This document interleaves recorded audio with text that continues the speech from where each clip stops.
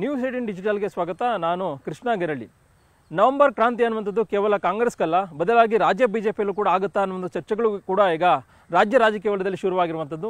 ಯಾಕಂದರೆ ಒಂದು ಕಡೆ ನವೆಂಬರ್ನಲ್ಲಿ ಮುಖ್ಯಮಂತ್ರಿಗಳು ಬದಲಾವಣೆ ಆಗ್ತಾರೆ, ಡಿ.ಸಿ.ಎಂ ಡಿ.ಕೆ. ಶಿವಕುಮಾರ್ ಮುಖ್ಯಮಂತ್ರಿ ಆಗ್ತಾರೆ ಅನ್ನೋ ಒಂದು ವಿಚಾರ ರಾಜ್ಯ ಕಾಂಗ್ರೆಸ್ ವಲಯದಲ್ಲಿ ಕಳೆದ ಹಲವು ದಿನಗಳಿಂದ ಕೂಡ ಚರ್ಚೆ ಆಗ್ತಾ ಇತ್ತು. ಇದೀಗ ಬಿಹಾರ ಚುನಾವಣೆಯ ಫಲಿತಾಂಶ ಪ್ರಕಟ ಆದ ಕೂಡಲೇ ರಾಜ್ಯ ಬಿಜೆಪಿಯಲ್ಲೂ ಕೂಡ ಆ ಒಂದು ಕ್ರಾಂತಿ ಆಗ್ಬೋದು ಅನ್ನೋ ಒಂದು ನಿರೀಕ್ಷೆ ಈಗ ರಾಜ್ಯ ಬಿಜೆಪಿ ನಾಯಕರಲ್ಲಿರುವಂಥದ್ದು.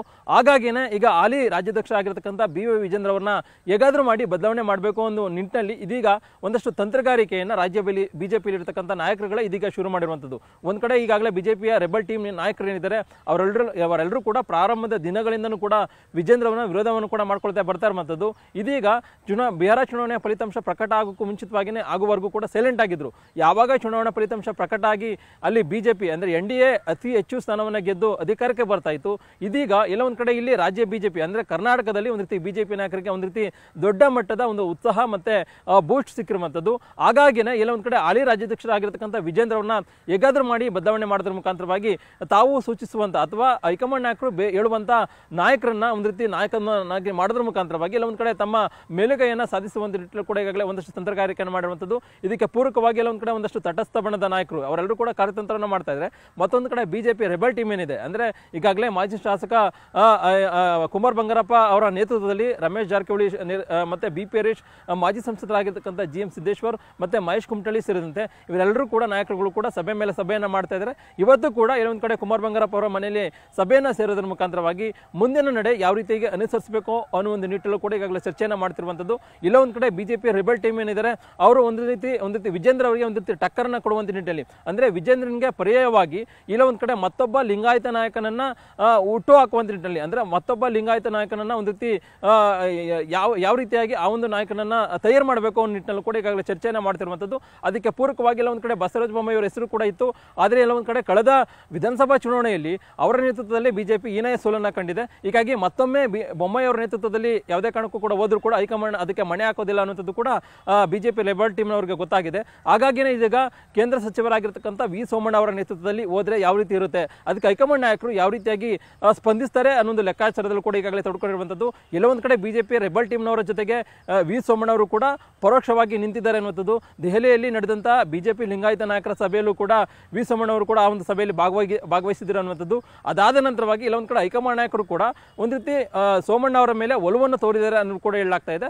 ಹಾಗಾಗಿನೇ ವಿ ಸೋಮಣ್ಣ ಅವರನ್ನ ಮುಂದೆ ಬಿಡೋದ್ರ ಮುಖಾಂತರವಾಗಿ ವಿಜೇಂದ್ರ ಅವರಿಗೆ ಪರ್ಯಾಯವಾಗಿ ವಿ ಸೋಮಣ್ಣ ಅವರನ್ನ ಒಂದು ರೀತಿ ಅವರ ನೇತೃತ್ವದಲ್ಲಿ ಎಲ್ಲ ಒಂದು ಕಡೆ ಬರುವಂತ ದಿನಗಳಲ್ಲಿ ರಾಜ್ಯಾಧ್ಯಕ್ಷ ಸ್ಥಾನವನ್ನ ತೆಗೆದುಕೊಳ್ಳುವಂತ ನಿಟ್ಟಲ್ಲಿ ಕೂಡ ಈಗಾಗಲೇ ಬಿಜೆಪಿ ರೆಬಲ್ ಟೀಮ್ ಅವರು ಕಾರ್ಯತಂತ್ರವನ್ನು ಮಾಡಿದ್ದಾರೆ. ಅದಕ್ಕೆ ಪೂರಕವಾಗಿಯೇ ಹೇಗಾದ್ರೂ ಮಾಡಿ ವಿಜೇಂದ್ರವನ್ನ ಬದಲಾವಣೆ ಮಾಡಲೇಬೇಕು ಅನ್ನೋ ಒಂದು ಕಾರಣಕ್ಕೋಸ್ಕರವಾಗಿ ಹೈಕಮಾಂಡ್ ನಾಯಕರಿಗೆ ಮತ್ತೊಮ್ಮೆ ಒತ್ತಡ ಹಾಕುವಂತ ನಿಟ್ಟಲ್ಲಿ ಕೂಡ ಈಗಾಗಲೇ ಬಿಜೆಪಿ ರೆಬಲ್ ಟೀಮ್ ಅವರು ಕಾರ್ಯತಂತ್ರವನ್ನು ಮಾಡಿದ್ದಾರೆ. ಅದಕ್ಕೆ ಪೂರಕವಾಗಿಯೇ ಈಗಾಗಲೇ ಲೋಕಸಭಾ ಅಧಿವೇಶನ ಕೂಡ ಶುರುವಾಗ್ತಾ ಇದೆ. ಅಂತ ಸಂದರ್ಭದಲ್ಲಿ ದೆಹಲಿಗೆ ಹೋಗೋದ್ರ ಮುಖಾಂತರವಾಗಿ ಕೇಂದ್ರದ ವರಿಷ್ಠರನ್ನ ಭೇಟಿ ಮಾಡೋದ್ರ ಮುಖಾಂತರವಾಗಿ ವಿಜೇಂದ್ರ ಅವರನ್ನ ಬದಲಾವಣೆ ಮಾಡಬೇಕು ಮತ್ತೆ ಮತ್ತೊಬ್ರು ಅಂದ್ರೆ ಬೇರೊಬ್ರು ಯಾರಿಗೆ ಕೊಟ್ಟರು ಕೂಡ ಅವರ ನಾಯಕತ್ವದಲ್ಲಿ ನಾವು ಹೋಗ್ತೀವಿ ಅನ್ನೊಂದು ಮನವಿಯನ್ನು ಮಾಡ್ಕೊಳ್ಳುವಂತ ನಿಟ್ಟಲ್ಲಿ ಕೂಡ ಈಗಾಗಲೇ ಬಿಜೆಪಿ ರೆಬಲ್ ಟೀಮ್ ಅವರು ತಂತ್ರಗಾರಿಕೆಯನ್ನು ಕೂಡ ಮಾಡಿದ್ದಾರೆ. ಅದಕ್ಕೆ ಪೂರಕವಾಗಿಯೇ ಯಾವೆಲ್ಲ ಕಾರ್ಯತಂತ್ರಗಳನ್ನ ಮಾಡಬೇಕು ಅನ್ನೋ ನಿಟ್ಟಿನಲ್ಲಿ ಕೂಡ ಚರ್ಚೆಯನ್ನು ಮಾಡಿದ್ದಾರೆ. ಬಹುಶಃ ಇನ್ನೊಂದು ವಾರಗಳಲ್ಲಿ ಅವರು ದೆಹಲಿಗೆ ಹೋದ್ರೂ ಕೂಡ ಆಶ್ಚರ್ಯ ಇಲ್ಲ ಅನ್ನೋ ಮಾತುಗಳು ಕೂಡ ರಾಜ್ಯ ಬಿಜೆಪಿ ವಲಯದಲ್ಲಿ ಕೇಳಿ ಬರ್ತಾ ಇರುವಂಥದ್ದು. ಇನ್ನು ಮತ್ತೊಂದು ಕಡೆ ಬಿಜೆಪಿ ರಾಜ್ಯಾಧ್ಯಕ್ಷ ಆಗಿರತಕ್ಕಂಥ ಬಿ.ವೈ. ವಿಜೇಂದ್ರ ಅವರು ಕೂಡ ರಾಜ್ಯಾಧ್ಯಕ್ಷರಾಗಿ 2 ವರ್ಷಗಳನ್ನು ಕೂಡ ಪೂರೈಸ್ತಾ ಇದ್ದಾರೆ. ಇಂಥ ಸಂದರ್ಭದಲ್ಲಿ 2 ವರ್ಷಗಳಲ್ಲಿ ಸಾಕಷ್ಟು ವಿರೋಧ ಕೂಡ ಇತ್ತು. ಅದನ್ನ ಕಡಿಮೆ ಮಾಡುವಂತ ನಿಟ್ಟಿನಲ್ಲಿ ಕೂಡ ವಿಜೇಂದ್ರ ಅವರು ಬಹಳಷ್ಟು ಕಸರತ್ತನ್ನು ಕೂಡ ಮಾಡಿದ್ರು. ಈಗ 2 ವರ್ಷ ಪೂರೈಸಿದ ಬಳಿಕವಾಗಿ ಮತ್ತೆ ಮುಂದುವರಿಯುವಂತ ನಿಟ್ಟಿನಲ್ಲಿ ಕೂಡ ಆಸೆಯನ್ನು ಕೂಡ ಹೊಂದಿದ್ದಾರೆ. ಹಾಗಾಗಿನೇ ಪಕ್ಷದಲ್ಲಿರ್ತಕ್ಕಂಥ ಹಿರಿಯ ನಾಯಕರನ್ನ ವಿಶ್ವಾಸಕ್ಕೆ ತೆಗೆದುಕೊಳ್ಳುವಂತ ನಿಟ್ಟಿನಲ್ಲಿ ಯಾವ ರೀತಿಯಾಗಿ ಹೆಜ್ಜೆಯನ್ನು ಇಡಬೇಕು ಅನ್ನೋ ನಿಟ್ಟಿನಲ್ಲಿ ಕೂಡ ಕಳೆದ ಹಲವು ದಿನಗಳಿಂದ ಕೂಡ ಕಾರ್ಯತಂತ್ರವನ್ನು ಕೂಡ ಮಾಡ್ತಿರುವಂಥದ್ದು. ಒಂದು ಕಡೆಗೆ ಮಾಜಿ CM ಡಿ.ವಿ. ಸದಾನಂದ ಗೌಡರನ್ನು ಕೂಡ ವಿಜೇಂದ್ರ ಅವರು ಕೂಡ ಭೇಟಿ ಮಾಡಿ ಮಾತುಕತೆ ಕೂಡ ನಡೆಸಿರುವಂಥದ್ದು. ಮತ್ತೆ ಕೇಂದ್ರ ಸಚಿವರಾಗಿರ್ತಕ್ಕಂಥ ಪ್ರಹ್ಲಾದ್ ಜೋಶಿ, ಸಿ.ಟಿ. ರವಿ ಜೊತೆಗೆ ಗೋವಿಂದ ಕಾರಜೋಳ, ಮಾಜಿ ಸಚಿವರಾಗಿರ್ತಕ್ಕಂಥ ಡಾಕ್ಟರ್ ಕೆ. ಸುಧಾಕರ್, ಹೀಗೆ ಪ್ರಮುಖವಾದಂಥ ನಾಯಕರುಗಳನ್ನೆಲ್ಲ ಎಲ್ಲರನ್ನೂ ಭೇಟಿ ಮಾಡೋದ್ರ ಮುಖಾಂತರವಾಗಿ ಅವರ ವಿಶ್ವಾಸ ತೆಗೆದುಕೊಳ್ಳುವಂಥ ನಿಟ್ಟಿನಲ್ಲಿ ಮತ್ತೆ ವಿಶ್ವಾಸಕ್ಕೆ ತೆಗೆದುಕೊಂಡು ಬರುವಂಥ ದಿನಗಳಲ್ಲಿ ತಮ್ಮ ಪರವಾಗಿ ನಿಂತ್ಕೊಳ್ಬೇಕು ಅನ್ನೋ ಕಾರಣಕ್ಕೋಸ್ಕರವಾಗಿಯೇ ಮತ್ತೆ ಹೈಕಮಾಂಡ್ ನಾಯಕರು ಒಂದು ವೇಳೆ ವಿಜೇಂದ್ರವ್ರನ್ನ ಬದಲಾವಣೆ ಮಾಡಬೇಕು ಅನ್ನುವಂಥ ಸಂದರ್ಭ ಬಂತು ಅಂತ ಅಂದಾಗ ಈ ಎಲ್ಲ ನಾಯಕರುಗಳು ಕೂಡ ವಿಜೇಂದ್ರ ಪರವಾಗಿ ಧ್ವನಿಯನ್ನು ಎತ್ತಬೇಕು. ಯಾವುದೇ ಕಾರಣಕ್ಕೂ ಕೂಡ ವಿಜೇಂದ್ರವ್ರನ್ನ ಬದಲಾವಣೆ ಮಾಡಬಾರ್ದು ಅನ್ನೋ ನಿಟ್ಟಿನಲ್ಲಿ ಆ ಎಲ್ಲ ನಾಯಕರುಗಳು ಕೂಡ ಹೈಕಮಾಂಡ್ ನಾಯಕರಿಗೆ ಹೇಳಬೇಕು ಅನ್ನೋ ನಿಟ್ಟಿನಲ್ಲಿ ಅವರೆಲ್ಲರನ್ನೂ ಕೂಡ ವಿಶ್ವಾಸಕ್ಕೆ ತೆಗೆದುಕೊಳ್ಳುವಂಥ ನಿಟ್ಟಿನಲ್ಲಿ ಕೂಡ ವಿಜೇಂದ್ರ ಅವರು ಕೂಡ ಕಾರ್ಯತಂತ್ರವನ್ನು ಮಾಡಿದ್ದಾರೆ.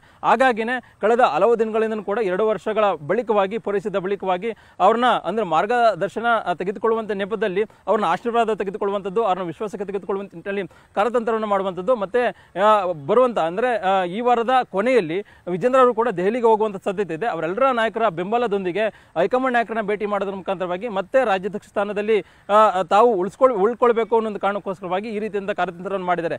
ಹಾಗಾಗಿನೇ ಯಾವಾಗ ವಿಜೇಂದ್ರ ಅವರು ಒಂದು ಕಾರ್ಯತಂತ್ರವನ್ನು ಶುರು ಮಾಡಿದ್ರು ಅದಕ್ಕೆ ಕೌಂಟರ್ ಆಗಿ ಈಗ ಬಿಜೆಪಿ ರೆಬಲ್ ಟೀಮ್ ಅವರು ಮುಂದಾಗಿರುವಂಥದ್ದು. ಹಾಗಾಗಿನೇ ಈಗಾಗಲೇ ಬಿಜೆಪಿ ರೆಬಲ್ ಟೀಮ್ ಅವರು ವಿಜೇಂದ್ರಗೆ ಒಂದು ರೀತಿ ಟಕ್ಕರನ್ನು ಕೊಡಬೇಕು ಅನ್ನೋ ಕಾರಣಕ್ಕೋಸ್ಕರವಾಗಿನೇ ಈಗ ಸಭೆ ಮೇಲೆ ಸಭೆಯನ್ನ ಬಿಜೆಪಿ ರೆಬಲ್ ಟೀಮ್ ಅವರು ಕೂಡ ಮಾಡ್ತಾ ಇದ್ದಾರೆ. ಮತ್ತೊಂದು ಕಡೆ ತಟಸ್ಥ ಬಣ ಕೂಡ ಸೈಲೆಂಟ್ ಆಗಿ ಒಂದು ಸ್ಟ್ರಾಟಜಿಯನ್ನು ಕೂಡ ಮಾಡ್ತಾ ಇದೆ.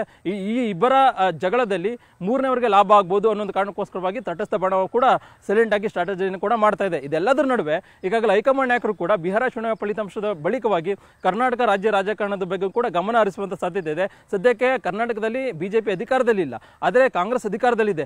ಆದರೆ ಕಾಂಗ್ರೆಸ್ ಅಧಿಕಾರದಲ್ಲಿ ಇದ್ರೂ ಕೂಡ ಈಗಾಗಲೇ 2 ವರ್ಷ ಅನ್ನೋ ಒಂದು ಗೊಂದಲದಲ್ಲಿದೆ. ಯಾರಾಗ್ತಾರೆ ಮುಂದಿನ ಮುಖ್ಯಮಂತ್ರಿ ಅನ್ನೊಂದು ಲೆಕ್ಕಾಚಾರದ ಆಧಾರದ ಮೇಲೆ ಬಿಜೆಪಿ ಹೈಕಮಾಂಡ್ ನಾಯಕರು ಕೂಡ ತಮ್ಮ ತಂತ್ರಗಾರಿಕೆ ಮತ್ತೆ ಸ್ಟ್ರಾಟಜಿಯನ್ನ ಇಲ್ಲಿ ಮಾಡೋದ್ರ ಮುಖಾಂತರವಾಗಿ ಬಿಜೆಪಿಯನ್ನ ಬಲಿಷ್ಠಗೊಳಿಸುವಂತ ನಿಟ್ಟಿನಲ್ಲಿ ಕೂಡ ಹೈಕಮಾಂಡ್ ನಾಯಕರು ಮನಸ್ಸನ್ನ ಮಾಡಿದ್ದಾರೆ. ಹಾಗಾಗಿನೇ ಇಲ್ಲ ಒಂದ್ ಕಡೆ ಇನ್ನು ಕೆಲವೇ ದಿನಗಳಲ್ಲಿ ಈಗ ರಾಜ್ಯ ಬಿಜೆಪಿಯಲ್ಲಿ ಇದ್ದಿರತಕ್ಕಂಥ ನಾಯಕತ್ವ ಬದಲಾವಣೆ ಗೊಂದಲಕ್ಕೆ ತೆರಳುವಂತ ನಿಟ್ಟಿನಲ್ಲಿ ಕೂಡ ಹೈಕಮಾಂಡ್ ನಾಯಕರು ಮನಸ್ಸನ್ನ ಮಾಡಬಹುದು.